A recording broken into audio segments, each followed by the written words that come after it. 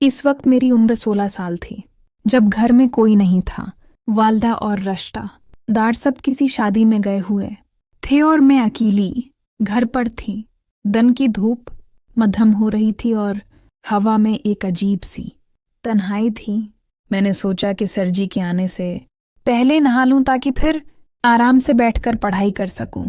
मैंने बाथरूम में नहाने का फैसला किया। गर्म पानी के नीचे खड़े होकर मैं अपने ख्यालों में खोई हुई थी कि सर जी आज क्या पढ़ाएंगे। नहाने के बाद जब मैं गीले बालों के साथ तौलिया लपेटकर बाहर निकली तो अचानक सामने सर जी खड़े थे। मैं हैरान रह गई। मेरा दिल जोर जोर से धड़कने लगा। शर्म से मेरा चेहरा सर्ख हो गया और हाथों से तौलिया मजीद मजबूती से पकड़ लिया। सर जी भी कुछ लम्हों के लिए खामोश खड़े रहे। इनकी आंखों में एक अजीब सी चमक थी। वो आहिस्ता आवाज में बोले, माफ करना। मैं सोचा घर में कोई नहीं है तो दरवाजा खुला मिला।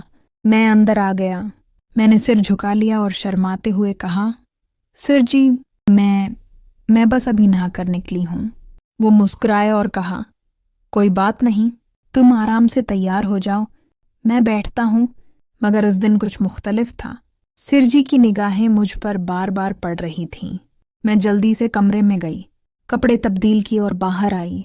पढ़ाई शुरू हुई, मगर दोनों के दरमियान एक अजीब सी खामोशी और बेचैनी थी। सिर जी आज मामूल से ज्यादा करीब बैठे थे। इनकी आवाज नर्म थी और बार बार मेरी तारीफ कर रहे थे कि तुम बहुत खूबसूरत हो, तुम पढ़ने में भी अच्छी हो। मैं शर्मा रही थी। दिल में एक अनजाना सा खौफ और एक अजीब सी कशिश महसूस हो रही थी। पढ़ाई के दौरान उनका हाथ मेरे हाथ को छू गया। मैंने हाथ हटा लिया मगर उन्होंने आहिस्ता से कहा, डरो मत, मैं तुम्हारा भला ही चाहता हूँ। इस दिन पढ़ाई खत्म होने के बाद भी वो चले नहीं, बातें करते रहे। मुझे अपनी जिंदगी, ख्वाबों और तन्हाई के बारे में पूछा। मैंने उन्हें बताया कि घर वाले अक्सर मुझे अकेला छोड़ जाते हैं। उन्होंने मुझे तसल्ली दी और कहा कि अब से मैं तुम्हारा ख्याल रखूंगा। उसके बाद से सर जी रोजाना आने लगे। कभी कभी पढ़ाई से ज्यादा बातें होने लगीं। वो मुझे थाइफ लाते, मेरी तारीफ करते और करीब बैठते।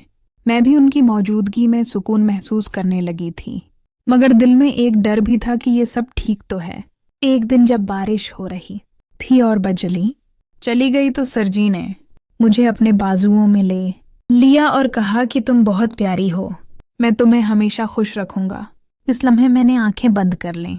दिल में तूफान था मगर उनकी मोहब्बत में खो जाने का लालच भी था। ये कहानी एक मासूम लड़की और उसके ट्यूटर की कशिश की थी जो आहिस्ता आहिस्ता गहरी होती जा रही थी। तन्हाई, शर्म और नई एहसासात ने मिलकर एक नई कहानी लिख दी थी जिसका इंजाम अल्लाह ही बेहतर जानता था। इस दिन के बाद घर की तन्हाई मुझे अब अच्छी लगने लगी थी क्योंकि सरजी की आमद का इंतजार रहने लगा था।